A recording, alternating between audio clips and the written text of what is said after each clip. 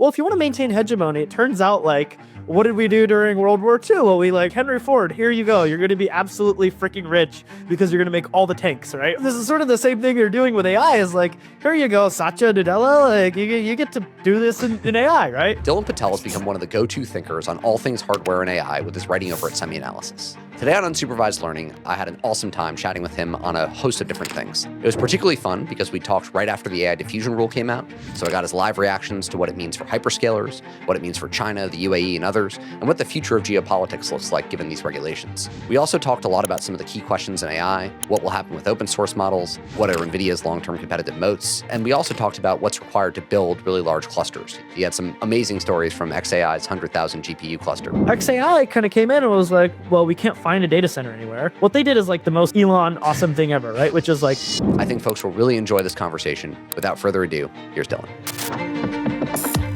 Dylan, thanks so much for coming on. Yeah, thank you for having me. It's a very cozy, comfortable place. I can't believe we got you like during AI diffusion rule week. I feel like this must just be madness right now. Yeah, I mean, the fun story was it was supposed to be originally Monday. They dropped on Sunday night / Monday, right? And so I was up all night working on it and had to cancel, and we shifted it back a few days. So thanks for being flexible. And you shipped a pretty long piece in the interim. Yeah, it was great. I'm curious if you just give our listeners some like quick context on what's going on the regulatory side with the AI diffusion rule, and then maybe given the goals of what they're trying to do, what kind of grade would you give it? Yeah, so I think originally, right, the October 2022 regulations were primarily on the semiconductor industry, but the wording there was like not minced at all, right? It was, we want to regulate AI.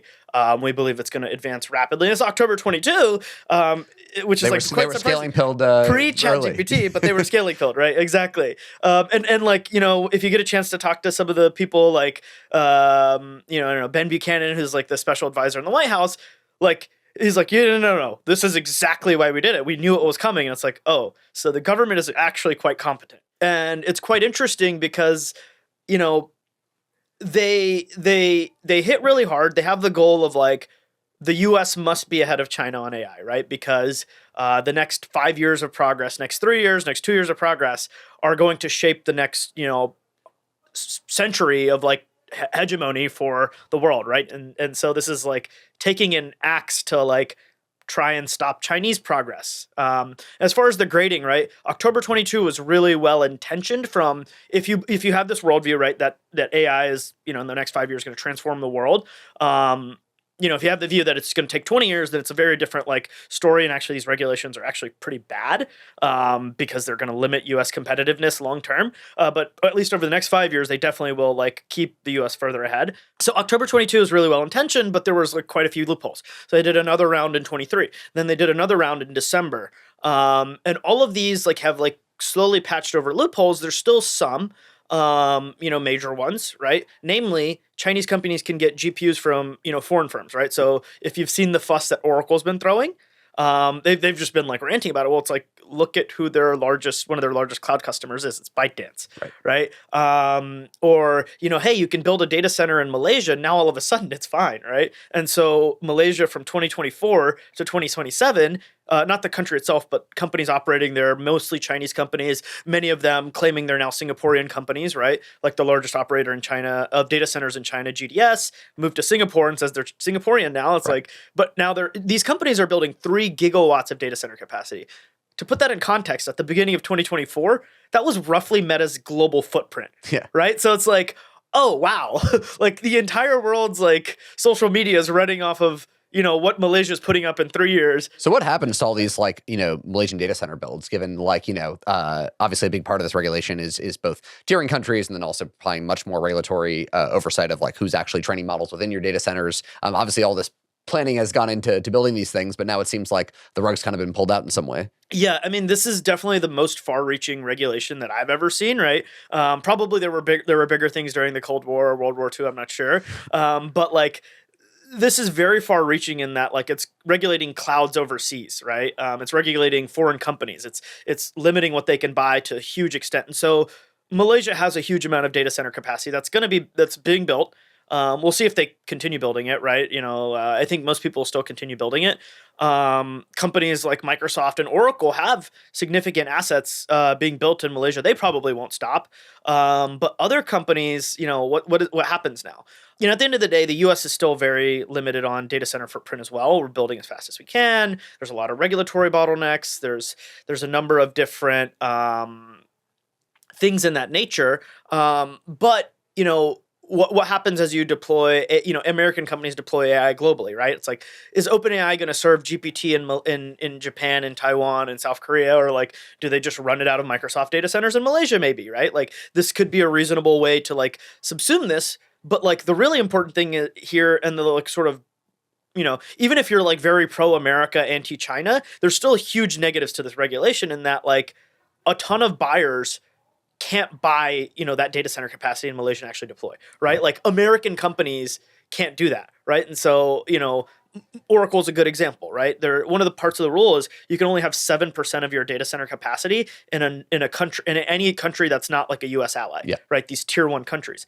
And Oracle was planning to have like 20% of their capacity in Malaysia. So now it's like, what do I do with these data centers that I was going to build? I'm obviously an American company. Fine, I won't rent it to Chinese companies, but like, what do I do now? So there is a bit of like, the companies that have so much capacity in the US are the only ones that can now take over these data centers in Malaysia and build them up. The 7% rule. Right, because of the 7% rule. So like it's like Microsoft, Meta, Amazon, Google, right? These 4 companies have, 70+% of their AI data center capacity in the US. And so they can like deal, and they're building super fast in the US. They can deal with like, hey, I'll take 500 megawatts, I'll take a gigawatt in Malaysia, and that won't break me out of the ruling, right? Everyone else is kind of like SOL. So now you've like reduced competition massively in the market, right? And you've created sort of a monopoly. And so this is sort of like why these regulations, while they are like, yes, if your belief is like this whole AI, like acceleration and like, you need to combat China. This is very important. US must maintain hegemony. That's one side of the fence. The other side is like, well, if you want to maintain hegemony, it turns out like, what did we do during World War II? Well, we're like, Henry Ford, here you go. You're going to be absolutely freaking rich because you're going to make all the tanks, right? Or whatever, right? Trucks. This is sort of the same thing they're doing with AI is like, here you go, Satya Nadella, like you get to do this in AI, right? And so there's a bit of like antitrust, like, I like decentralized power. You like decentralized power. You like innovation. And does this like stamp out innovation in some ways? Probably not for American like startups, but for like infrastructure hardware, it definitely is like pretty bad. Obviously, there's been, proliferation of players like CoreWeave and these folks. Like, how do these regulations, like, I mean, ultimately, I've heard you say it obviously favors, the giant tech companies, but presumably, like, they can have footprints in these tier 1 countries as well. Like, what happens to the kind of like, the mini cloud ecosystem? So I think CoreWeave is rapidly like become quite close to the hyperscale level, right? Yeah. Like, and then their next set of build outs, like large build outs, are continued in the US, of course, but then also Europe. I think they could expand overseas for a while and still be fine. They're gonna have to hit certain regulatory like levels for being able to monitor their customers' workloads and all these, like, just when you throw up the more requirements you add, the less people who can do it. Yeah, exactly. The rest of the cloud ecosystem, though, right, excluding CoreWeave, like, is very much hit hard, right? There's a lot of clouds that are in foreign countries that are trying to build up. There's sovereign AI, which is like, a lot of startups are in the Bay are serving sovereign AI firms in Malaysia and Singapore and India and the Middle East, whatever. That's their biggest customer. And it's like, these guys are heavily impacted by these regulations. There's a lot of cloud companies that are, I guess like tier 1 is like the hyperscalers, tier 2 is like CoreWeave and Oracle, and then like below that is like everyone is just kind of like really hit really badly. And so, I think the startup ecosystem is going to have to learn, like, what do I do if potentially, my big Middle East customer or my big Singaporean customer or my big Korean customer, whatever, maybe not Korea, because Korea is like allowed tier 1, but, one of these countries, sovereign AI countries, am I now regulated? Like, this is actually like potentially bad for startups in some way. It also is diversity on the foundation model side, right? I guess like on the sovereign AI point, like maybe contextualize before this regulation what was happening both in kind of the data center build out world, that's government fueled, as well as like the kind of training core models like for a specific country or geography. it was basically the Wild West, right? The US had an executive order a while back. It was basically just like if you're building a model that's 1E26 flops, which is like very large, that's like twice as large in terms of flops as Llama 405B, right? So I presumably like very few people have done that yet, but it's like a notification requirement. That's it. But that's in the US, right? So if you're in China and you're doing this, or if you're anywhere else, it's fine. Of course, there were not really data center build-outs of the scale to hit that quite yet, but they were coming next year and the year after, right? Or 2025, 2026. These build-outs were coming. And so, there was not much regulating foundation models, regulating other countries from building foundation models. Like, obviously, like OpenAI and other companies were like told like, hey, I know the UAE is telling you they're going to build you a massive cluster. You're not allowed to do that, right? Like, there's obviously things like that tacitly under the table happening, but there were no like, here are the regulations. So, if you were a company in China, you would, do whatever you want. And if you're a company elsewhere, you do whatever you want. And you could rent GPUs from wherever you want, and you could build whatever you want. And this like smacks it down, right? You can't like export model weights, right, outside the US / outside of like trusted clouds, which is again the hyperscalers, right? Of foundation models that are really the like biggest big ones, right? Like think Llama 4 and GPT-5 and that kind of stuff. Or you can't like, there's like various things around like protecting against synthetic data generation, which all the Chinese companies are doing a ton of synthetic data generation of GPT-4 so their models can be good, right? Like this is part of the like dirty secret about why like, yes, Alibaba and DeepSeek are really good, but they're also just generating a bunch of data from GPT-4 and using that to like post-train, right? Partially. There's a lot of regulations around, accessing clouds.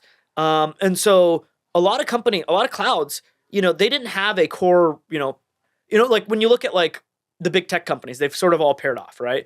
Meta's themselves, Google's themselves, but then Microsoft, OpenAI, Amazon, Anthropic, Elon's world is xAI, Tesla. There's the lines are blurry, right? The lines are very blurry between these companies. But like these are sort of the hyperscalers in the US. But in China, Alibaba was doing good in AI. And they were building out. But besides that, like there's a bunch of new players. There's Moonshot, there's DeepSeek, and there's all these other players that are popping up, but they don't have a hyperscale partner. ByteDance, of course, right? And ByteDance they do run a lot of their infrastructure, but a lot of it they rent. What do they do? Well, they decided, well, let me just like, not DeepSeek, but like ByteDance is just like, oh, I'll just rent from any GPU cloud out there, right? So there's random clouds in like in Europe, there's random clouds all over Asia, right? And it's like their business case is like, you're going to make a decent profit, right? And you're going to build GPUs and rent them to me, right? And you're not going to have any observability to my workload. I'm just going to do whatever I want.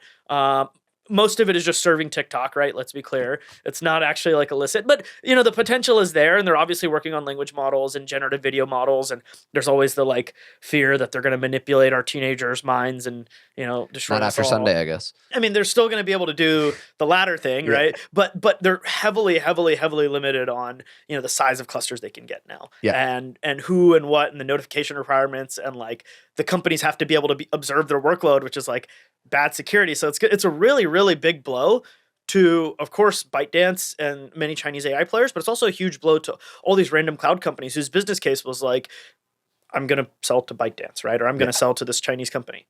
So where does Chinese AI go from here? And like what, do you see any kind of like, if they're looking around for loopholes, like what is the path forward?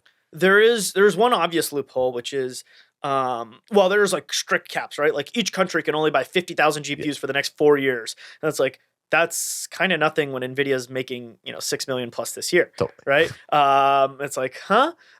So each country can only buy 50,000 GPUs, but then there's still loopholes, which is if you buy 1,700 or less, that doesn't count to the 50K. So the obvious thing is you just spin up a bajillion, shell companies, and you buy 1,600 GPUs and then you route them to China or whatever, right? So there are still some loopholes, but generally, this is much harder to do. I think more so is just like, China has a ton of amazing engineers and they will have to innovate, right? Like DeepSeek is like amazing at engineering, right? So it's like, they're crushing companies with similar levels of compute, right? Because they're just engineering better, but they're not quite like OpenAI Anthropic level. Now they need to take this like same like compute for collabs continues to scale like crazy, and theirs cannot scale nearly as fast. So it's like we not only have to be better at engineering, we have to be like way better at engineering. With this new push to like test time compute, like is that feasible with like a huge compute deficiency? Yeah, so I think there's some interesting aspects of test time compute, right? It is way more compute intensive than people think. Like people are like, "Oh, training is dead," and it's like, no, building a test time compute capable model requires tons of training. Yeah, It's you've just written not some really interesting data about this. it's not just like pre-training, it's post-training, right? So you have to generate a ton of data, you have to throw most of it away, you have to verify the data to make sure it's like actually accurate, right? The chain of thought or the reasoning chain. And then you have to train the model, right? And you have all these reward models. It's like very complicated post-training stuff. So you know, and it's very compute intensive actually.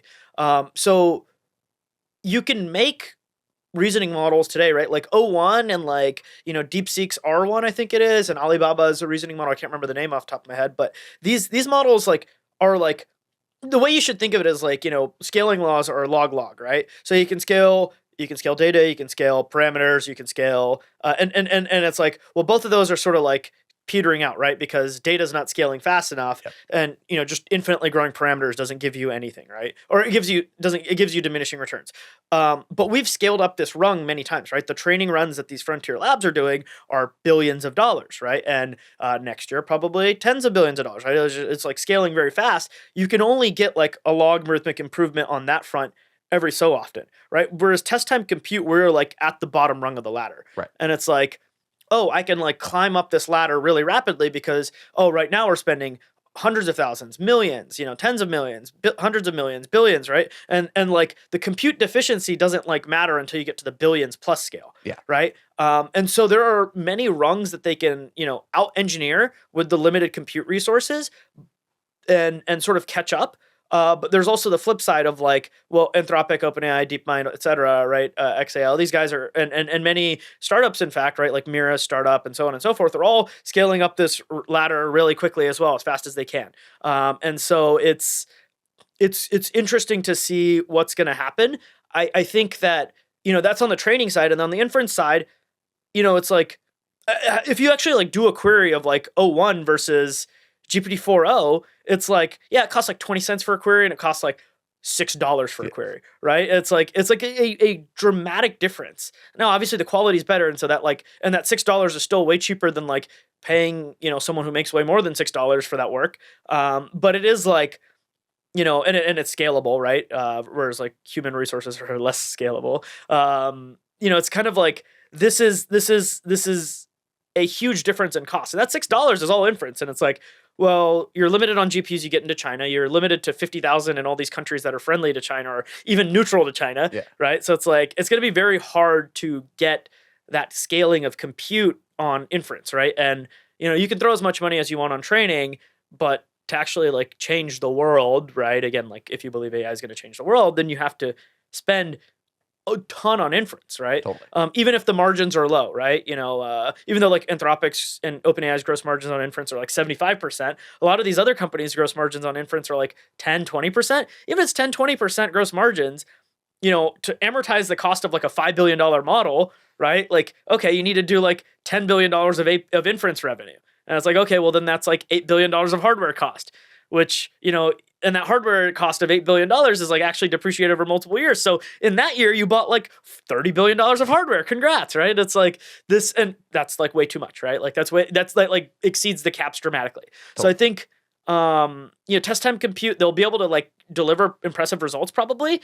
The question is if they'll be able to scale it and sell it. And so that's like the issue. And like on the flip side, it's also like China, the cost of developing software in China is like way cheaper than in the US, right? They just have way more talented engineers, software engineers. And so, their development practices and all these things are different as well. But like every company there, there's a lot of like platform SaaS doesn't work in China, right? This is like pretty well understood as like in the VC world, it's been like amazing for VCs is that platform SaaS type stuff has been awesome.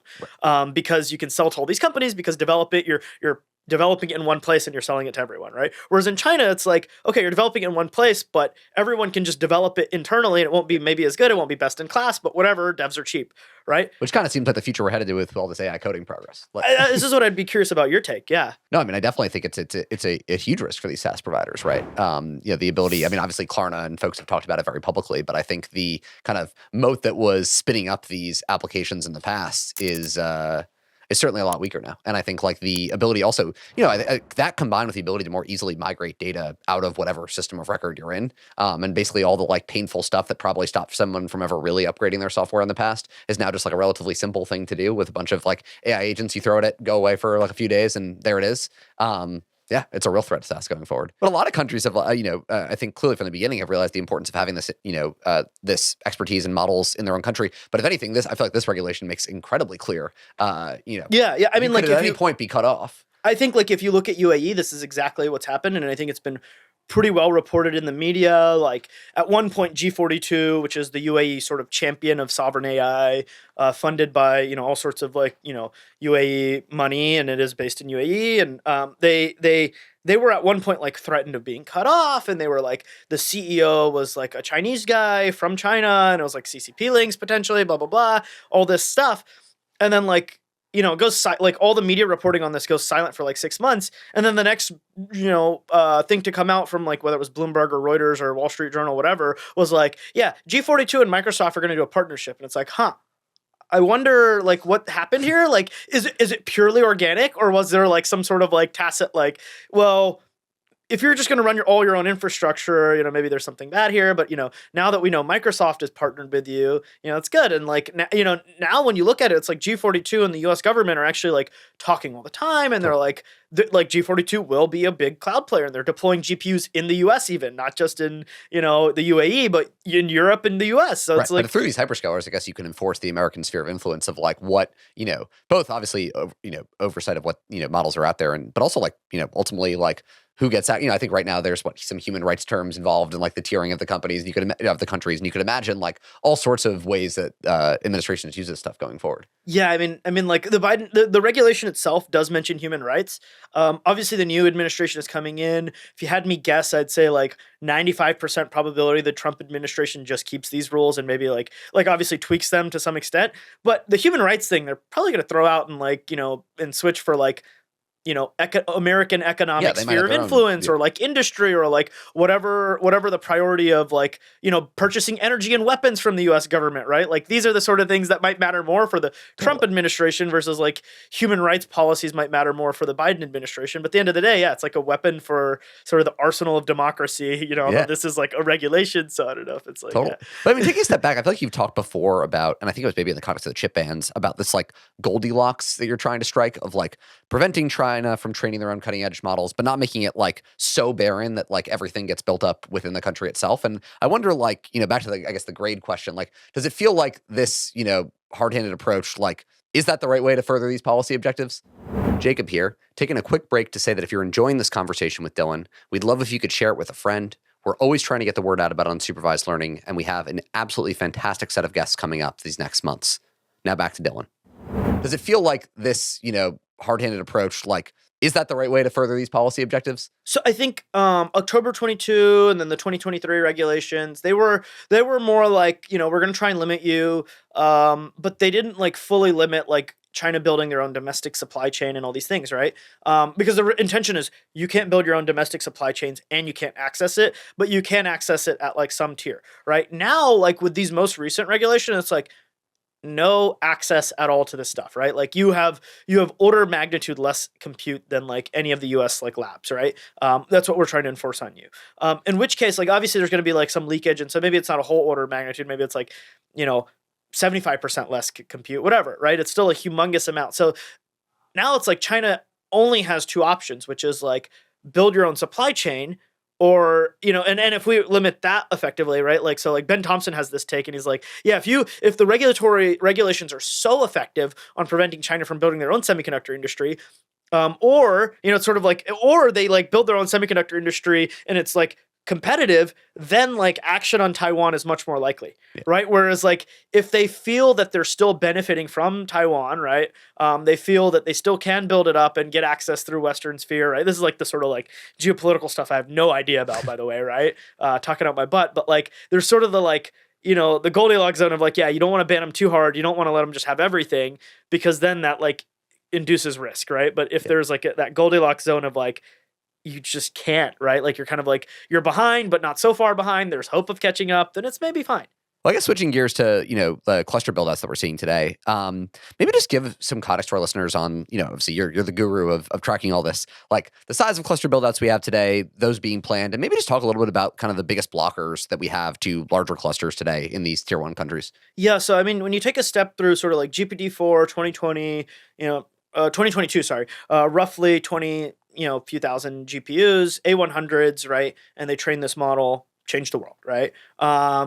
Now, what's the next sort of step up, right? You got to look at like from 2 to 3 to 4, right? There's a couple orders of magnitude of compute increases.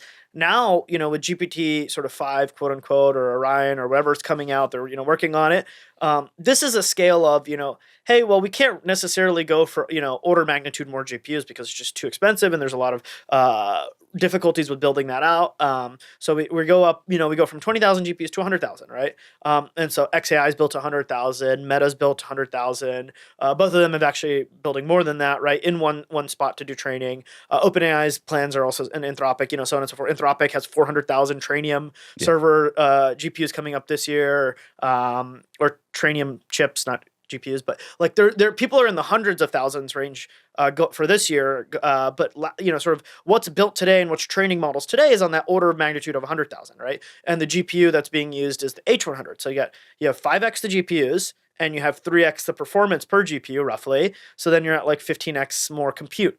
And we'll see what comes of this, right? Like, the thing is like, you don't build a cluster or run a model and immediately get like, something great out of it, right? You have to like do tons of experimentation, and, training takes months, and post-training takes months, and safety takes months, right? It's not like snap of the finger, you get the model right now that you've built the cluster. And so there is a bit of a lag, right? And so, this year we'll see models come out that are from that sort of quote unquote last generation cluster. But the next generation one is being built now. And what's this next generation one is like hundreds of thousands, right? And for context, right, like, each GPU, right, once you include networking, building, all this sort of stuff, maybe is, the GPU itself of H100 is like 24,000, but once you add everything else up, it's like $45,000 per GPU all in of everything, right? And so the cost of like 100,000 is like a lot, right? It's like $5 billion for 100,000 GPUs, right? And so Elon's round was $6 billion, and he built a 100,000 GPU cluster, right? Like, obviously there's like other costs, right? They had to buy data, they had to do like employees, and they had to convert a factory into a data center, right? And like set up all this crazy shit that they did, right? Which is like, I'll talk about that in a second, but like there's a lot of stuff that needs to be done to get a model trained. And now that Elon's built the cluster, it doesn't mean a model's going to come out, I'd be surprised if they have a leading model even this quarter, right? It's going to take some time. And so like, what is, that's on the training front. And these next generation clusters that can be built this year, not $5 billion, they're 15, right? And obviously you can't scale the money up, like insane amounts, but 3x, right? And obviously in the context of that, Anthropic raising this like $2 billion at, in this current VC round seems perplexing. Well, so what's nice is, Anthropic, OpenAI, Anthropic especially can, and OpenAI and some of these companies that are the startups, right, can raise a round, and that money can only be enough for maybe a year and a half of GPU rental, right? And that's a rental. Right. They're not the one buying the GPUs, right? So Amazon might be the one spending, $5-10 billion, but they might for 1 year rent it for 3-4, right? Yeah. And when you look at the revenue, the credits they get from Amazon plus the round they raise, right? That's enough to pay for something like that, right? Now the Trainium server is not $10 billion because it's like a cheaper internal chip for Amazon, but like you kind of get this like benefit if your cloud partner really loves you, right? And in the case of like OpenAI and Microsoft, kinda, but they were able to strike a deal with Oracle, right? Yeah. Oracle's spending like $10 billion plus for them this year to build out data centers and GPUs, right? For OpenAI, not Microsoft. Interestingly enough, Microsoft is doing stuff as well, but they're not charging $10 billion this year, right? They're charging a few $1 billion this year. So there is that benefit, right? That you don't need to necessarily. You might have signed the dotted line, and like Oracle may like have taken the credit risk, right? Of like, will OpenAI and this contract exist in 3 years? I mean, you and I believe yes, but like this is something that you have to consider as a possibility. No. And so there is that risk. And like the numbers that like companies are raising are not enough to pay for the whole cluster, but that just means, Anthropic's going to raise even more, Of course. 9 months from now or a year from now, whenever they release their reasoning model. It's a constant fundraising thing, right? That's like Sam Strenthus, like he's a god tier fundraiser, right? And so that's like one aspect of it. The other aspect is like when you look at the hyperscalers, right? Meta, Google, Amazon, xAI, all these guys are building their own data centers. They're the ones delivering the CapEx. It's really hard to get the electrical infrastructure, the substation, build it all out, get it to work, get all the chips to be networked properly, deal with all the failed chips, because when you're talking about this number of chips, actually quite a few are failed. A lot of them are silent failures. There's a lot of difficulties in getting a cluster to work. And so like, the big data center guys have like sort of like known this, right? The hyperscalers. xAI kind of came in and was like, Elon's like, well, we're just going to do it. And it's like, well, we can't find a data center anywhere because all of them are already taken, right? For the time frames we need. So what do we do, right? And like what they did is like just like the most like Elon awesome thing ever, right? Which is like they found a random closed appliance factory in Memphis, Tennessee, right? Located next to like a giant power plant, a water treatment facility, like a garbage dump, like just like literally like what most people in SF would be like, this is the worst place on fucking earth, right? Like not really, but like you talk to people at xAI that actually go to the data center, like this place kind of sucks, right? Like Memphis has really good wings, by the way. Like there's good food in Memphis. Great food across the board. Yeah, great food in Memphis, but like wings, barbecue, etc. But like, it's like, okay, we bought this appliance factory, but why did we buy it? Well, one, there's a gigawatt natural gas plant right next door, right? Two, there's a natural gas line, a main that they tapped, and they set up their own generation capacity on site. Three, they're upgrading the substation, take more power from the grid, right? So they're like they set up their own like freaking mobile generators to like create power, setting up Tesla battery packs. They're now they've filed permits to build their own fucking power plant, right? Like on site, not just like mobile generators, but like a massive natural gas combine, so they can do 1 million GPUs, or is what he claims, right? Or what he says he's going to do, which, we'll see. I won't bet against Elon, right? He's doing all these like things to like get the data center now, right? Because there's no power. The substation wasn't ready, right? The power's right there, but the substation was too small and it was being upgraded too slowly because U.S. power grid upgrades take a long time. Right? Take at least 6 months a year. They had already thought about it, but it was only like 6 months a year. Like, okay, we'll just generate power on the site, right? So they tap the natural gas line that's next door and they set up all these mobile generators, right? Oh, the power from these generators is pretty dirty, and GPU training is like, the moment I stop training, power just goes to zero. Or, maybe if I'm doing a gradient update, now all my GPUs go idle and like they're exchanging weights. And it's like, oh shit, power went to zero. And then it's like, oh shit, power went to 100 megawatts. And like this sort of stuff can blow up grids. And so, Elon's like, okay, we'll just throw a bunch of Tesla battery packs. There's doing all sorts of crazy things. Oh, how do we cool this facility? Because it wasn't ready to be able to cool this much amount of stuff. Oh, we'll water cool everything, and then we'll rent a bunch of water chillers, like many of them restaurant grade, like freaking container things, and just place them outside and like, cool, right? It's like they're doing all this like crazy stuff, and it's like way more complicated than this, right? And it works, right? It's like very impressive. How they deal with all the problems. I guess one more funny story is like this power problem I mentioned. Meta, they accidentally open sourced this code. It's literally called power plant no blow up. It's a flag. And so when you're doing the gradient update, right, when you're like exchanging weights, instead of like having the GPUs go idle, right, basically when you're sending all the weights in the network, instead they just have them do fake matrix multiplies. Just so it's not so the power stays stable, right? Because otherwise, like the power plant might blow up if you go like this, and it's like, what the hell, right? So like this is like the crazy stuff that's happening, and it's like there's so many complicated things going on in these, $10 billion build-outs that people are doing. It's fascinating. If you were running like the government right now, I mean, what, like, obviously it seems like the energy side is like a massive policy and just like bureaucratic blocker to more of these data centers happening. Like, what's the best thing that government can be doing to unblock this stuff? And, is every future data center build out like this going to have to hack together Elon style, a similar I mean, like, to be clear, right? Like, the like number of like conventionally built data centers is like this. It's just like what we want is like straight line up, right? Like, totally. And so, for example, gas generators are sold out for 4 years from GE, right? Like, and it's like, oh, wow. Vernova, I guess now, right? Substation equipment, same thing, right? It's like sold out for 4 years. So like now you have to get like creative, right?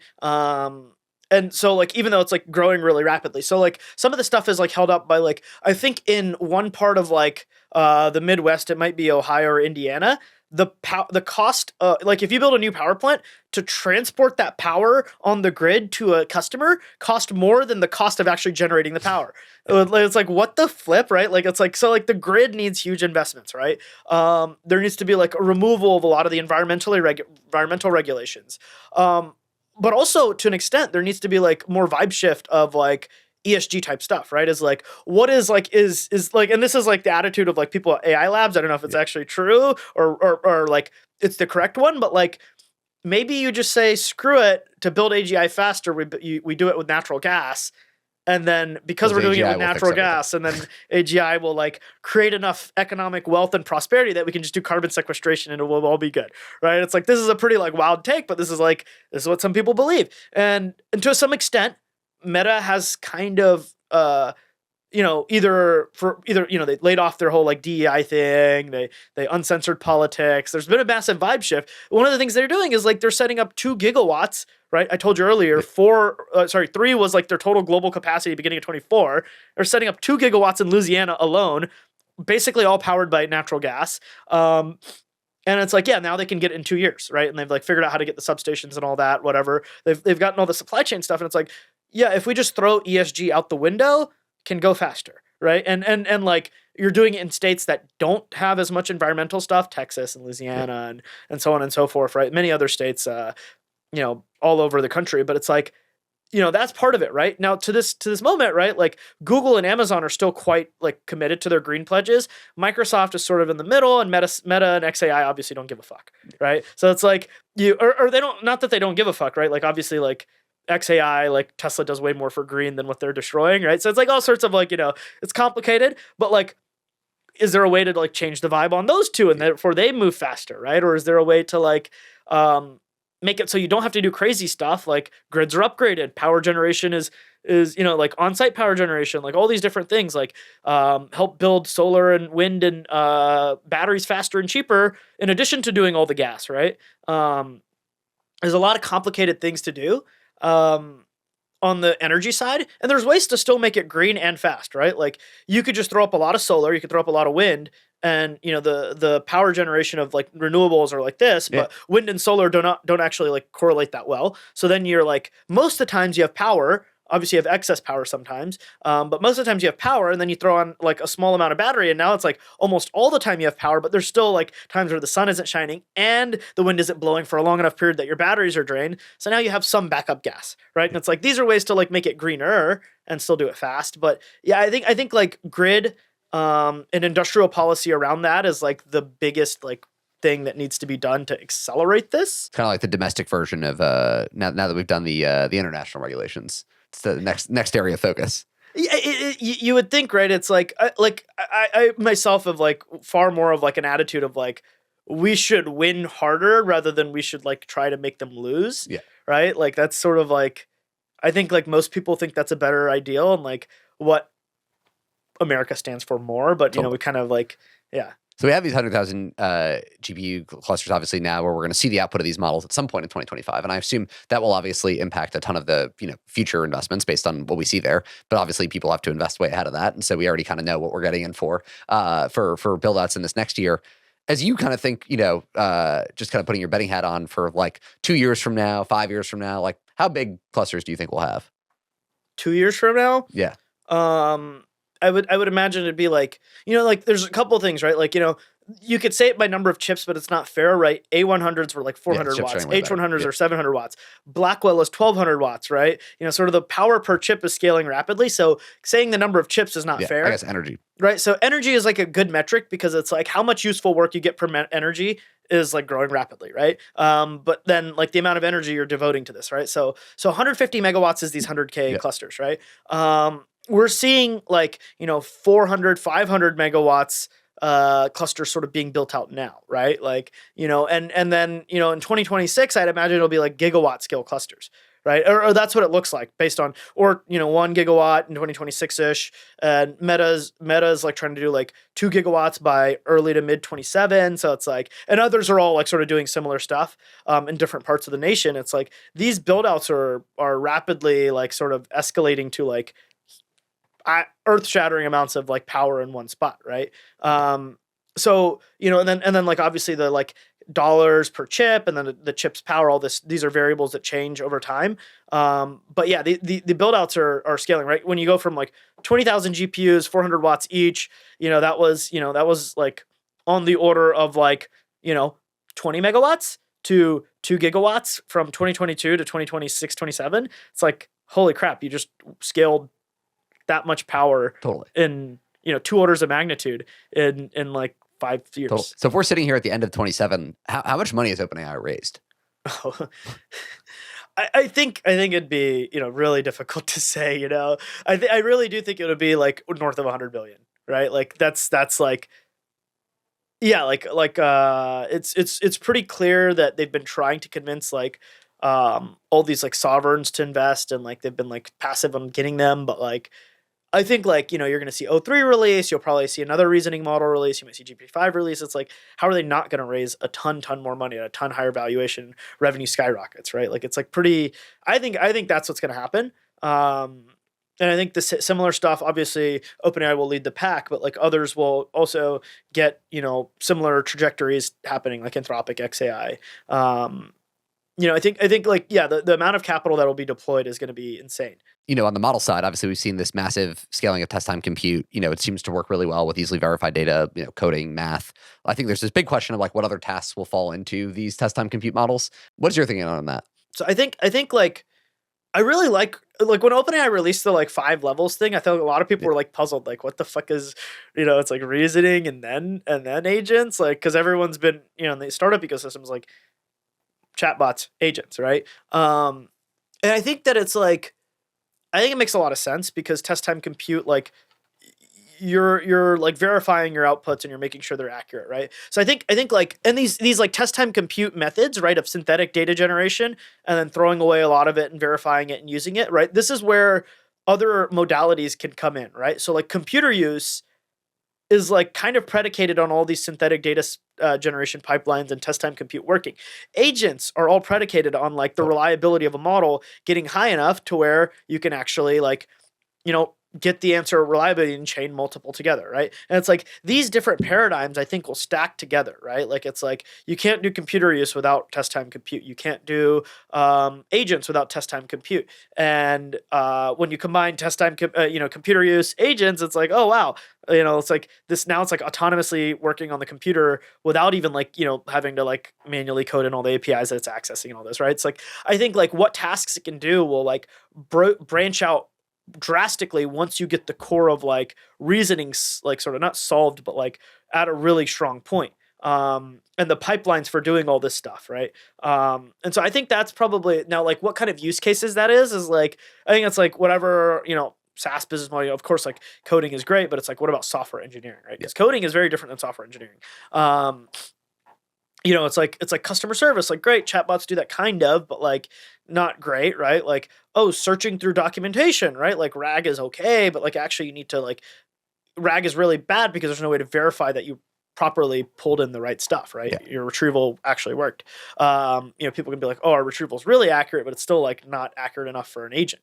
And so like, when you stack these things together, I think like it's really any like information task. I don't see why it wouldn't work. Now, obviously what gets done in 25, 26 is very different than what might get done in 2030. I don't know if I'm like the best to like say like what specific use case though, right? Yeah. I think I can just see sort of the writing in the wall is like clear. What about like the open source side? I mean, obviously open source models have been relatively quick to catch up to, through GPT-4o type level models. I think there is a big question on with these test time compute models, even in the regulations themselves, right? I mean, I think the way they framed it is like, open source models all fair game, and there's much more, whatever the open source models capabilities are is up till then is fine, and then basically it kind of almost assumes there's going to be some massive gap between closed and open models that just increases over the next few years. Is that how you see things too? I think so. I agree, right? Like I think Meta will release Llama 4 and it'll be better than GPT-4, right? Obviously, like, you can say open source models have closed the gap, but it's like, does anyone have a voice mode, right? Does anyone have like, quite the level of inference cost that Anthropic and OpenAI do. No, not really, because their models are really efficient, right? 4.0 is like much smaller than Llama 405B in terms of active parameters, right? Like way smaller. So it's like, there is still like open models are behind, maybe not in capabilities entirely, but in some ways. I think what actually like ends up happening is that like reasoning models are not necessarily going to be fully open sourced. Even like, like you see the DeepSeek model, you see OpenAI's model, right? Meta will release better models as long as they think it makes sense to, but will they only release chat and completion models? Or, internally they have their own code model that is trained on their own code database in addition to all the stuff in Llama. And it's like, well, that's not being released. And that one's far more capable, right? At least at coding, right? And it's like, so there's like things like this that like, I think it point to like, okay, Meta's not going to just open source everything. Right. I don't think that necessarily like means that like you're putting together the reasoning system, right? Yeah. Or the agent system, right? It might mean here's the based weights. Congrats, we didn't do any of the reasoning training. Or like here's the instruct model. Or maybe we even do some reasoning, right? But it's like I guarantee you if Meta has the best model in the world, they will not open source it. Yeah. Like that's like I would bet. But I guess like can they be like can it feel like hey they're 6-9 months behind with a reasoning model like when will there be like an open source equivalent to O3 in 6-9 months? Yeah, I mean that's a great question. I'm not exactly sure. I don't think so actually. Yeah. I think like O3 like especially depending on like what level of like compute you throw at it, right? Like if you looked at the ARC challenge, like seems unlikely to me. Yeah. But at the same time, Google's already got a reasoning model. Anthropic allegedly has one internally that's like really good, better than O3 even. But we'll see when they eventually release it. Like it's like what actually ends up happening is going to be very. It feels like the whole question is like how much capex is Meta willing to spend to to keep up with these. I mean, I think they'll keep up on compute. It's like the science is hard too, right? It's not just like from some level of compute. I mean, the numbers you're counting. If OpenAI by the end of 2027 has raised $100 billion, that's a lot of money to put toward free open source models. Yeah, I mean, but most of to be clear, most of Meta's GPU purchases are for like recommendation systems on Instagram they benefit, Reels, obviously, right? Like it's like. You can say like Zuck can be like, oh yeah, I bought this many GPUs on like some stream or whatever, but then when you dig into it, it's like, well, more than half of those are like for recommendation systems. Like chill, like they're not like you're not spending $30 billion on LLM infra or transformers. You're doing this on like all your products, right? I think I just think Meta won't open source like everything they do, right? Yeah. And I think that like. Llama 4 will be open sourced, but like the moment that they have something at such a capability level, I don't see why like they would open source it because they get benefit from they get to attract a lot of talent. They get to have the whole community tell them what they're doing wrong with their models, right? Like you look at Llama 2, Llama 3, people are like, oh yeah, you're doing your RL wrong these ways, right? You're like lobotomizing the model in these ways, and people are like, and Meta's learning from that, right? You're like, I think, and they're attracting all this talent that. If they have the best model, they're not going to do that. Or if they're like 6 to 9 months behind, maybe they're 6 to 9 months behind on capabilities, but then the cost is way higher for inference. Or maybe cost is the same on inference, but their capabilities are worse, right? And it's like, if you look at any specific benchmark, it's like, oh, 5 percentage points, great. Yeah. But it's like those benchmarks that are in the 70s and 80s are irrelevant. It's about like, oh, you're at like 10% on this benchmark versus 50%, right? Cool. And like when you look at like the like SweBench and like things like that, it's like the deltas are getting really big.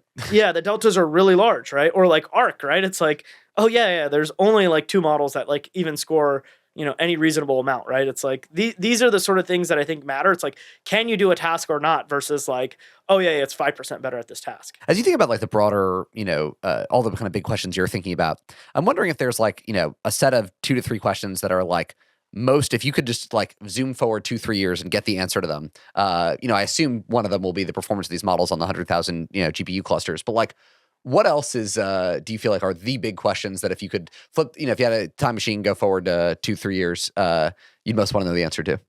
I think a lot of it would be like how they do stuff, right, in the model level, right? Because there are a lot of outstanding questions on like with model development, how that changes hardware development, like how that changes networking development, like how that changes data center buildouts. Do you need all the data centers to be right next to each other? Do you need them to be, can they be geographically spread? What level of bandwidth do you need between them? What model research stuff comes out, right? Like if a year ago you explained reasoning and test time compute and how that works to me, I think like that would have been huge, right? Right. But like I didn't know that was even the question to ask, right? Like, okay, I knew synthetic data was a thing, but I didn't think it was like that huge of a deal, right? It was a big deal, but not like that was more for like distilling stuff, right? But it's not, right? There's a lot of other use cases. So it's like I don't even know what question on the model side is like the important one, right? Like what really gets agents to work reliably and well, right? What is the trick that gets computers use models? Because Anthropic's computer use model today sucks, right? But like, I mean, it at least is something, right? No one else has something. But now that you have something, it's clear to see like how you can like climb up and be like, oh, this is good. So what are the tricks that people figure out, and how does that impact, right? Like, what is the average, like when you're doing inference, like what is the average sequence length now, right? Like what's reasoning or what's like test time compute in terms of like search look like, right? Like these are questions that like I don't even know what the answer would be. And I don't know. I guess I'm definitely not smart enough to know what question to ask in 2 years. Like besides, like what is the secret? What is the biggest development? Right? Like it's like Well, with this development, I guess of more compute being used to create synthetic data and an inference, like that obviously has massive implications on the data center hardware side. It feels like we might be able to get to potentially more distributed. But like for example, right? Like when you're doing synthetic data generation, you're verifying which reasoning chains that you've generated are good. You're throwing away a bunch of them, and then you're training on them, and you're grading them with all these reward models, and you're training on them. Like how much of this is online versus offline, right? Can you fully separate the synthetic data generation from the post-training like RL with all the reward models? No, you can't, because you need to update the model that's generating the reasoning data all needs to be in the same constantly. Place. But then like how often do you need to update it? Do you need to update it every 30 seconds, right? Like if you look at like training of llama, I think the gradients got updated every 15 seconds, right? And it took a few seconds, and then you're training for like 10 seconds, right? Or 15 seconds or whatever, right? And it's like, oh, okay, you're spending this much time in network versus compute. Like I can like think about how you need to design your network now. But what is it? What is that ratio? What does that mean on reasoning, like when you're generating that data? How much time does it, like how much time are you generating data and then doing post training, and then before you update the weight model and send it back to the data generation nodes to do it again and grading their outputs? Like this stuff, like it's kind of unknown to me, and probably unknown to anyone besides like OpenAI and Anthropic and SSI. Like what is like actually the future, and what matters there, and what can you, like how would you design a cluster to accommodate that? Or how would you design your network? Or can you be not co-located, right? Maybe just really, really good fiber layouts between these two data centers is good enough, or maybe they do need to be co-located with super high bandwidth, right? Like these are sort of questions that like I don't know, right? Totally. Yet the paradigm exists, but like there's so many details. Totally. No, I mean, I think it obviously has implications. I feel like you must get asked all the time, and I think you've talked about very publicly on other podcasts. I'm sure people are like, well, NVIDIA, like, paint the likeliest picture where they lose, or, what are like the actual, long-term moats here. And I know you've talked about obviously the hardware, software, networking side of things. I'm sure you've seen a bunch of hardware startups and folks going after different parts of it. What of that is like most interesting to you? I think like there's a couple classes, right? There's the old AI hardware startups, right? Cerebras, Grox, and Manova, TensTorrent, right? Quote unquote old, right? They've been around for a while. And then there's a new age of them, right? Like there's like, Etched and Positron and MADX, and there's a number of other ones. There's a couple that are like some pretty high profile ones that are, I think, still under stealth, so I won't say anything. But there's quite a few AI hardware startups, and their approaches are quite different. The way they think is very different. What they're focusing on is very different. Like each hardware company has a quote unquote a gimmick, right? Because like you're just not going to beat NVIDIA by engineering better than them on all axes and doing stuff the same way. So you have to do things like quite differently. Meanwhile, NVIDIA every generation is like making, large enough changes to their architecture. So it's like not necessarily like the same, but they're making large enough changes to their infrastructure. And so, the question is whether or not like, what are the like quote unquote gimmicks people are doing? How are they solving them? Or do those give them like, does that differentiate them enough? And then at the same time, you have the like big problem of like all the models are being developed on NVIDIA hardware, cognizant of what's going to happen, and with the drawbacks and benefits of what NVIDIA hardware does and what's the next generation one going to do. And so like all the model research ideas, like, hey, this research idea would work, but it's like if it runs really inefficiently on GPUs, I'm not going to pursue it because I don't actually care about like how many operations I did. I care about how much time it took. right? And if like, even though that is theoretically 10x less operations, but it took 10x longer because it's just an algorithm that doesn't work well on GPUs, and all of a sudden it's like, this is not worthwhile pursuing. Yeah. So the entire research landscape is yeah. So like shaped like NVIDIA's dominance influences where research goes, right? And so like you have to be different, but you can't be too different, because then you're like, like, well, then models didn't develop the way I wanted them to, and now I'm SOL, right? Like, could you have a model that's like extremely, far fewer parameters, but needs way more bandwidth, and, could run all entirely on chip potentially, but like, how are you going to train that model, right? And it's like, well, I'm going to train it with NVIDIA GPUs, which doesn't make sense because I can do something better. And how am I going to deploy it? Well, I'd rather have it be able to be deployed on all the GPUs I've already bought, right?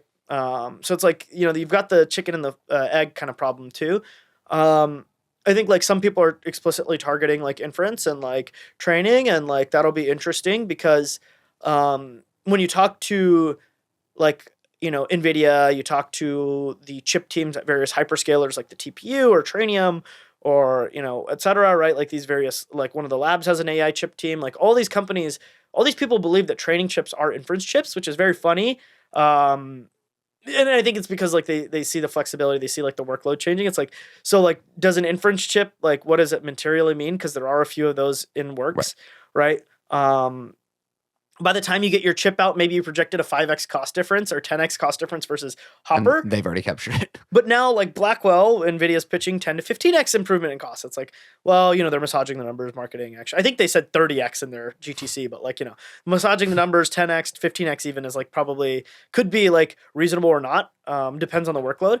Standard chat inference, it's probably not that, but for like medium-sized and small models, but for like really, really large models or reasoning models, it's actually, I do think it's going to be like 10, 15x. So it's like, oh, wow, okay, so you've like narrowed the delta massively, right? So that's like the big, that's a big like question also is like, so what is interesting is like, yeah, a lot of these companies are taking approaches that are super cool. Right? Like, and the three that I mentioned, the new age ones like Maddox, Positron, and Etched are taking approaches that are super cool, right? And could work out. Or models could develop in a way that isn't good for them, right? So that's the big question, right? I think you've called Trainium like the Amazon basics of chips. And so you're obviously the hardware guru. But like one thing I've just been curious about is like, to what extent is Anthropic's use of them like a sacrifice versus, hey, it doesn't really matter? Yes, it's the Amazon Basics TPU because like its topology of networking looks exactly like a TPU, and like a lot of different design choices they have are like, this is just like TPU stuff, right? Obviously they're doing a lot of their own independent stuff. There's a lot of unique things that they've implemented, like stochastic rounding and all these other things. But like, it's like, these are unique things, but it is the Amazon Basics TPU, right? From Google, right? Google TPU. And so like, because it's like worse, but it's cheaper, and yeah, like now Anthropic, like what is like they barely use Trainium today, right? They barely use Trainium in Inferentia. They've primarily used Hopper at Google, Hopper at Amazon. They did use some TPU at Google, of course. But now this year, like it's like very clear they've bet all of their eggs into the basket of Trainium. How much of this is forced, right? Like how do I did I need to do this to get Amazon to invest in me and like make me their partner? Partially, yeah, absolutely, right? But did I do this out of my own volition because it actually made sense? I think partially, yeah, because like the Amazon Basics TPU gives you, on some metrics, it gives you the best performance per dollar, right? And those metrics are like memory bandwidth and memory capacity per dollar. It actually has better than any other chip in the market, including TPUs or GPUs, right? Because it's like some of the like supply chain choices that Amazon chose, right? Yeah. And things around that, right? So it's like, what, I don't think it's as simple as like Anthropic was forced to. I think like they had to weigh the benefits, right? They're like, we could partner really closely with Amazon. We could raise more money from them and do this, or we could raise a little bit less money and like try and get GPUs from them, right? It's like they had to partner with someone to do the CapEx, of course, right? Because the whole like rental versus like CapEx of like the cluster. So they definitely had to deal with that. And then they had to have the distribution channels of Amazon, right? They needed those things. But like, I'm sure they could have struck a smaller deal with Amazon and gotten GPUs if they really wanted to. Now, was that better, or was it better to like take more money, go Trainium, go all in, do like try and emphasize your future model architecture on the benefits that Trainium offers you versus GPUs? Because there are some, right? Majority, no, they're worse, right? Just straight up worse, but some benefits exist. So that's the sort of question that is a good question, and I think mostly like it's like hand wringing and a bit of like, we can engineer our way out of this. Does it make sense for OpenAI to like build its own chip? I think it does, right? I mean, like, it doesn't make sense if you think like, their growth is like linear, like, it's going to go from like, like, what do you think OpenAI's revenue this year is going to be? If it's less than $10 billion and the year after that, less than $15 billion, should not make a chip, right? But like, if you think their revenue this year is going to be north of $10 billion, by $10 billion, I mean run rate, because we're at a VC, right? We don't think about things in no, run rate is more important. I think it's just simply more important, right? Whatever the higher one is, we'll take. Yeah, exactly. I mean, it's like more indicative of like what the current state of the business is, right? So like, if they go like well north of $10 billion on run rate, and the year after that, what are they at? Like north of 20? Like, the costs start to scale rapidly, and like it makes a ton of sense to make their own chip, right? And so like, just because they have the chip team doesn't mean that like they're not gonna, they're not like collaborating super closely with NVIDIA and working with them on new architecture, right? Like there's a wall in OpenAI, like the people working on the chip do not get to work with NVIDIA on what their next generation architecture is, right? Well, and I think NVIDIA is no stranger to this like co-opetition. I mean, all of its major customers. Exactly. Like Meta's doing it, Google's doing it, Amazon's doing it, right? It's like they're used to it, and their like attitude is very much like, good luck, we're gonna crush you, right? Like we're just better, right? And like so far that's worked, right? And like I think their attitude to OpenAI would be the same. And OpenAI's attitude is always like, well, how much, and it's the same as the hyperscalers, right? Like, well, if we spend like, a few $100 billion a year on this, it gives us a call option. Also, we can always just use it as a negotiating chip, right? Like if I spend $1 billion on my own chips in 26, 27, right? But then, the alternative is, and I'm not really deploying them in huge scales. I'm mostly still buying NVIDIA chips, but if I got a 10% discount on NVIDIA chips, it paid for itself. Yeah. And it's like, does Trainium help Amazon get a 10% discount or a 5% discount on $30 billion of GPU purchases? Like, okay, great. It's like worth it, right? And it doesn't even, like, you could like just not do anything with it and it'd be worth it, right? Like, obviously it's a game of chicken. Like Jensen like knows how much you're making and all these things. But yeah, I think that's the big question. And I think from my perspective, it absolutely makes sense, even if it's not successful, to do this. And if it's successful, it's humongous. Well, there's this whole crop of companies too that popped up, like the Fireworks and Togethers of the world, they're obviously just focused on inference optimization today and places to run a bunch of models. What happens to that market long term? I think that enterprise AI is actually got like really decent legs in some regards. Because of, again, like all the unique data that enterprises have and unique use cases. And, now that you can, and enterprises like to think their data is good, but now like, most of the times it's pretty dirty and garbage, right? Like just to be clear. But now like with the synthetic data pipelines, reasoning, all this sort of stuff, people can actually figure out how to generate a bunch of data that's specific to a business and verify whether it's good or not. And then like they can actually improve the models and like they can do reasoning on a much smaller scale for enterprises. I think like, this works hugely, right? This is massively good, right? Now, obviously, like Fireworks and Together, I think are like, there's like 20 inference API providers out there that are just taking open source models and serving them. You obviously named the best two in class, right? Two companies that like build their own inference engine, are very efficient, much more efficient than like VLLM or TensorRT LLM, like all of these like sort of things. Have good go-to-market, all these sort of things. Like, these companies are good. I think they will be good because they're going to continue to be Meta's going to open source models. B, China will continue open source models. C, enterprises will be able to work with people to make better, reasoning type models. Right now, like Together helps people train models, right? And so does Databricks, and like sort of like all these companies like help train models, and there's many other like sort of services, or like people can partner with a startup to help them make a reasoning model. Interesting. I feel like the whole Mosaic pitch was like, train your own models. That went out of fashion for a bit because the general purpose models were just getting better at everything way faster than like a Bloomberg GPT was. But now with these reasoning chains, they need to kind of verify this. You actually might be back in that world. Yeah. I think like Mosaic really lost its and Databricks kind of lost its footing for a bit. It'll be really interesting to see if they can get RL and reasoning to work, because I think that like, if like, and I'm sure Ali at Databricks kind of knows this is like, this is the thing that like would make training for your customers makes sense again. And maybe not pre-training, right? Because that's what Yeah. Mosaic was doing. Mosaic was doing really, really good pre-training. You know, they had the best model in the world twice, 2 different instances, open source model for short periods of time, but they had the best model in the world for short periods of time twice, like once with MPT and then once with DBRX. But they've kind of fallen off because it's like, well, I can't really compete and spend the capex that Meta is, right? Or even like Alibaba, right? But now again, right, it's like I take the open source pre-trained model, I generate all these pipelines for reasoning, synthetic data, and my customers' data again, like it kind of sucks, but like now I can like verify it in some way, figure out the recipe, and like actually apply it to everyone's business use cases. I think that is like potentially, and these people need to serve models, right? So it's not just like Databricks Mosaic ML that's going to do this, but like everyone's going to do this. There's going to be startups that do this as a service, like Adaptive ML, like they're going to do this as a service, and they've actually been doing it as a service for like a year now, which is like really cool. Like these people can partner with enterprises, they can do white glove services, they can do consulting services, like whatever it is, help them build models that like are uniquely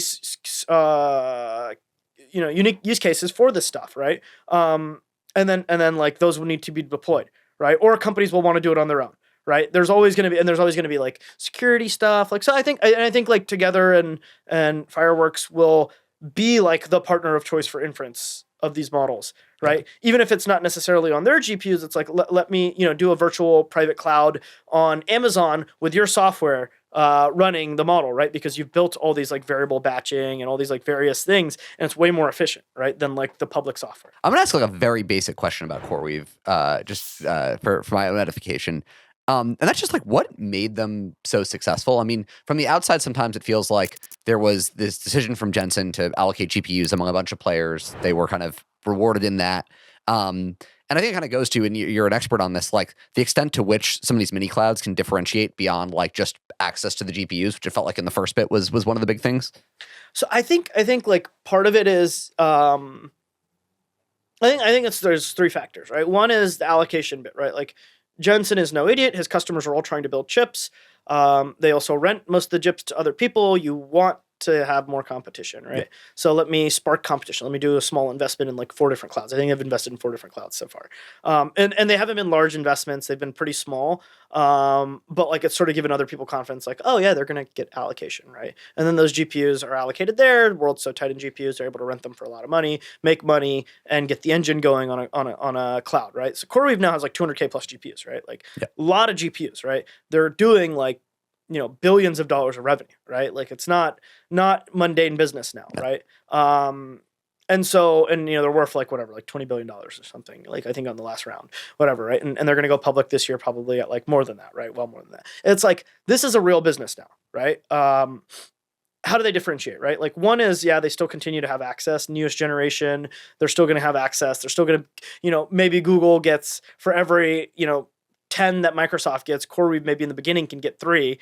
Now, at some point, the production capacity is not 13, the production capacity is 100. And, again, I'm just pretending there's only 2 people. Now, Microsoft gets 90 and CoreWeave only gets, 3, right? So now it's, 93, right? Whatever, right? Like, but like at the beginning of a new GPU's useful life, it is worth the most because at that time you can rent it for way more. And then over time it narrows as more and more competitors enter the market and there's more and more of them. That's 1. 2 is the speed of buildouts, right? Like Microsoft's data center organization and rack and all these things like server organization, same with Amazon. They're custom. They're like tens of thousands of people. They've always been used to modifying servers, customizing them to squeeze every penny out, right? And in the era of like GPU compute, it's like, well, what if I just do what Jensen says, right? Like I build, I might make some tweaks. I might put a little bit less memory. I might change the storage around. I might change the network a little bit slightly. But like in general, what if I just take the reference design and like modify it a little bit? Now I am paying a little bit more, right? Not, but then I have the like time to market, right? Like the moment the GPU is being produced by TSMC, it's packaged, it can go to the server maker, reference design is ready to ship to me, right? Whereas like Amazon, especially Amazon, their Blackwell rollouts are much later than many of the other players because they have to do all this customization. Yeah. Right. And then like lastly, like sort of there's like I think the other aspect is data center capacity, right? We talked about this ESG stuff. CoreWeave gives like they've been very aggressive always on like renting GPUs, getting credit at like what at the time seemed like crazy terms, right? Like double-digit loans, like what the flip to deploy GPUs was the right decision, right? Yeah. Now they're established, and so their loans are single digits again, right? Like, you know, higher single digits, but it's like getting data centers is very hard, and they've been very, very creative. Initially, they were just like getting anything and everything. That capacity all dried out, and the hyperscalers woke up and they went to try and get everything and everything. But then CoreWeave started going to crypto companies, right? Like, you know, they went to a couple different crypto companies, offered to buy one of them out, offered to, you know, and eventually like just like struck a deal where they're retrofitting all their data centers. Like, yeah, throw all this crypto crap away. I'm going to convert your thing into a data center, right? And one of these crypto data centers has a 200 megawatt natural gas plant in the middle of like 7 buildings, right? And each of these buildings is a data center. So they simultaneous, and it's like a natural gas plant. It's like Meta, what they're doing is like, okay, the gas plant is like 30 miles away. And I struck a deal with this solar power company that's putting, you know, tons of solar panels, like, you know, in a similar distance away, but I'm not necessarily consuming those electrons. So it's not clean, right? In the case of like CoreWeave, it's like, no, I don't care, right? Like the power is here, like right on site. I'm converting this to these crypto data centers to real data centers. There's a metric called PUE, power usage effectiveness, is basically how much power are you pulling from like the grid / power generation versus how much are the chips consuming, right? And so, or like the servers, right? And so like the ratio that like hyperscalers try to design to is like 1.1, right? Only 10% of the power is lost in transmission and cooling, right? But like this crypto data center, once they convert it, because it's like a really dumb design because the crypto people didn't know how to build the data center properly, right? Even though it's being retrofitted, it's still going to be like 1.4. So it's like you go from 1.1 to 1.4. It's like, oh, if it's consuming 200 megawatts, what was 20 megawatts of power being burned on cooling and electrical transmission and conversion now is like 50, right? 60, 70, right? And it's like, okay, this is a lot of inefficiency, but it's like, screw it, we need GPUs now. It was worth it, I guess. Yeah, the inefficiency both on the financing side, on the power conversion side, and then they do like certain things like really efficiently. Like they're just a small organization that's well run. Yeah. Right. And their software, their cloud software for GPU rental is literally better than Amazon's and Google's. Yeah. It's actually hilarious. We'll have a piece about what makes it better. Just the way they do their managed services, the way they manage their network, the way they do storage. Like there's a number of things here that are just like objectively better with CoreWeave. Yeah. And it's like, what?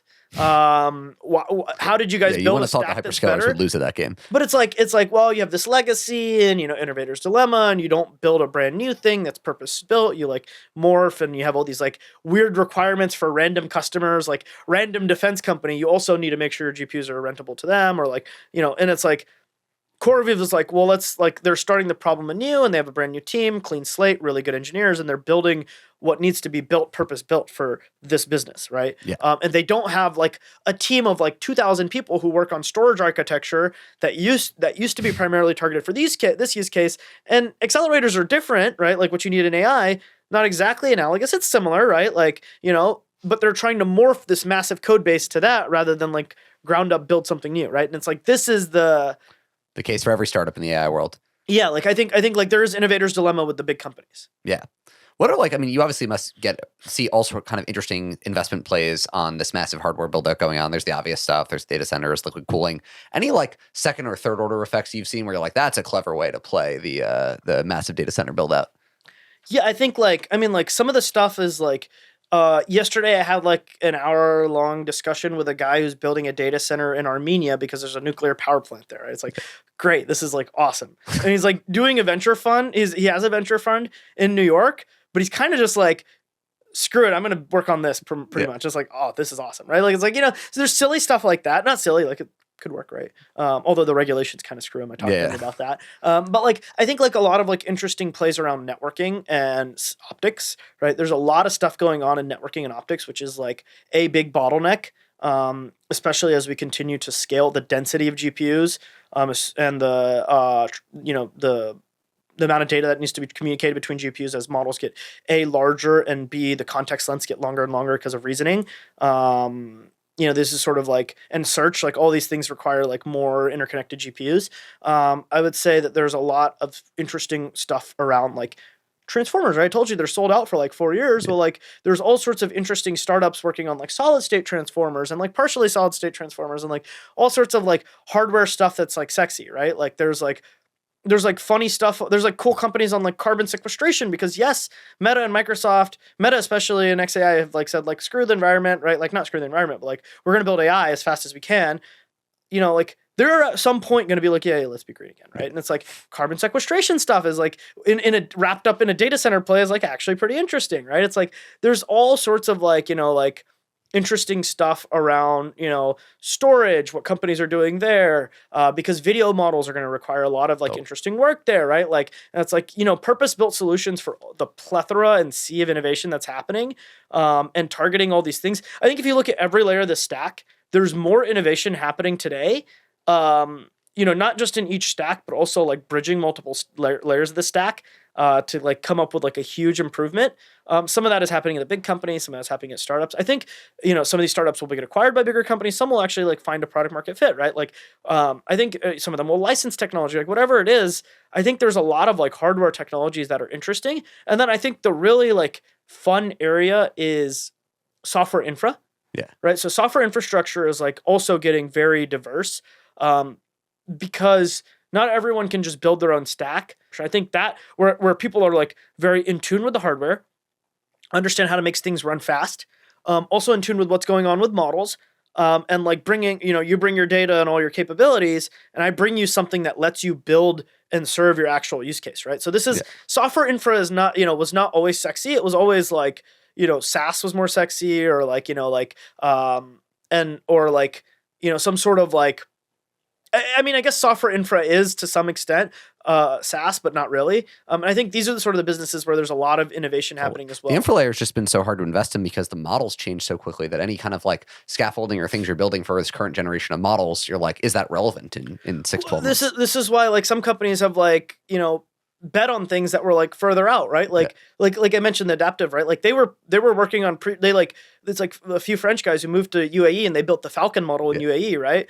And then they like moved back to France and now they're in New York, right? But like while they were building the Falcon model for UAE, they were doing pre-training. They did a 180 billion parameter model to Chinchilla Optimal. It's like fun, right? It was not like, it was a good model when it got released. It was just like, you know, whatever, right? Like Llama just came out too, right? It was like really good, but it was like, yeah, they're like immediately, like pre-training doesn't matter, right? It's like, we're going to work on synthetic data and reasoning. It's like, what?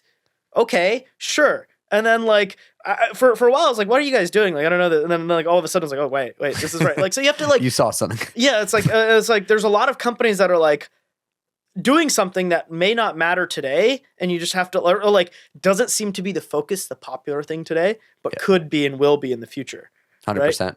What do you think of like these AI hardware efforts, like folks that are using, you know, AI for chip design or, you know, circuit board layout or some of these other things? I think it's really interesting that YC all of a sudden like decided to invest in like 12 different AI for chip design companies all at once in the last few batches. A couple of them are cool. I actually even invested in one of them myself personally. Just to be clear, I'm not hating on the idea. It's just like very interesting that this happened. But like, you know, AI chip design is very expensive, right? It's very difficult. The number of engineers working on chip design has not grown that meaningfully over the last 2 decades, right? In the US. I feel like this is the start of like every AI app pitch. It's like whatever, insert your profession here is stagnating in growth. Right, but the output has been dramatically improving, right? And that's because of EDA software, right? Electronic design assistance. And EDA software, as much as you can hate on it, as much as you can say it's like old shitty software, it's actually really awesome because it's like the productivity gains that chip designers are getting year on year are meaningfully large, right? And that's pre-AI. Now Cadence and Synopsys and Siemens are all, Mentor Graphics, right, are all investing in AI for chip design, but there's also a lot of companies doing it, right? NVIDIA has written multiple papers about their internal tooling, and they've hidden a lot of it too. They haven't said a lot about it. Google, same way, right? This is absolutely going to be huge. Now, is AI going to design chips right away? No, but is it going to be a force multiplier for a very like in-demand profession? Like, and yeah, like, and like the other thing is like today, like a lot of workloads just have to use like CPUs, and then GPUs are the general purpose parallel computing platform, right? Now, obviously, they're generally making more and more enhancements for certain types of AI models, but like GPUs are not good at running CNNs. Yeah. Right? Like, and this is a conscious design decision by NVIDIA, right? Like they're okay, they're good, but they're not like amazing at running CNNs like they are at transformers, right? And this, I believe, is like a conscious design decision. how do you go from like CPU, which is the catch-all general purpose, GPU to like general purpose for parallel processing to like what is the next step? And NVIDIA is like branching their GPU architecture out. They have different like architectures for like automotive versus gaming versus pure data center AI. So they're not like just like sitting flat-footed, but it's like, how can we proliferate architecture to target use cases better? And today, for it to make sense for you to design a chip for a TAM, that TAM needs to be billions. If you can bring down the cost. Right. So like Google made a YouTube chip, right? Because that was a multi-billion dollar TAM for them alone internally. That's when an ASIC made sense. But when chip design costs can drive down, and so like AI for chip design will do this, right? Like I just think it won't be like, it's not going to go from 0 to 1. It's going to be like a force multiplier. And I think it's one of the areas I'm super, super excited about, whether it be floor planning or RTL generation or many other things like verification. Verification is like half the spend of a chip design. It's like quite funny as like more than like half the cost is making sure what you designed actually works. I was like, okay, interesting. Like there's tons of like stuff there that I think could be done. And yeah, it's like, I'm very excited about that space, actually. Although I feel like this has been a fascinating and really wide-ranging conversation. We always like to end with a standard set of quick-fire questions. And so maybe to start, what's one thing that's overhyped and one thing that's underhyped in the AI world today? Overhyped RAG. Underhyped various other forms of like semantic search and like retrieval. And there's some interesting papers that came out recently, yeah. Will model progress this year in 25 be more or less or the same as in 24? More. What's your weirdest prediction on like the implications for all this AI progress on the future? I think, there's a lot of like worries that like there's going to be huge inequality.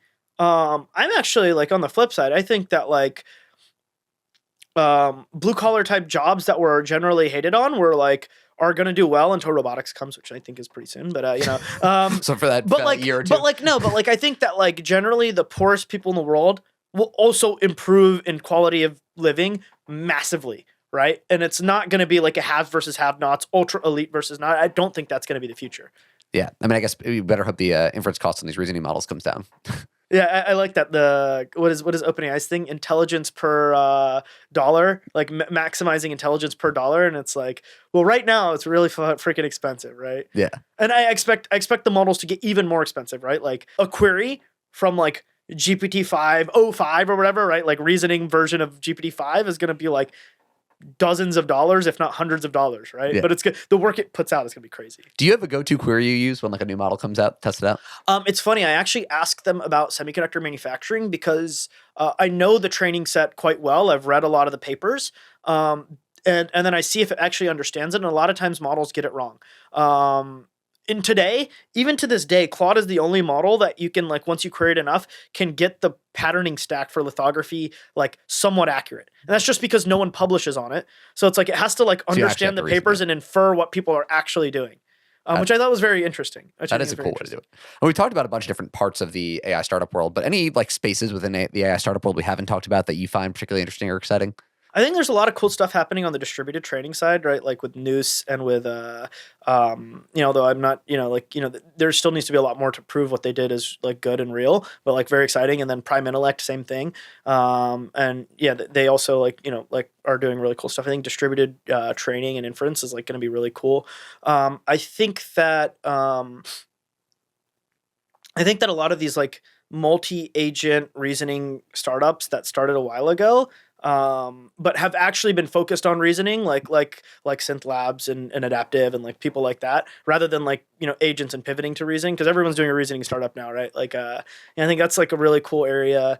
And I really just like people who in startups that are like have been singularly focused like forever on the same thing, and like they're right. It's just like you don't know when they're going to be right, yeah. And it's sort of like me loving chips so much.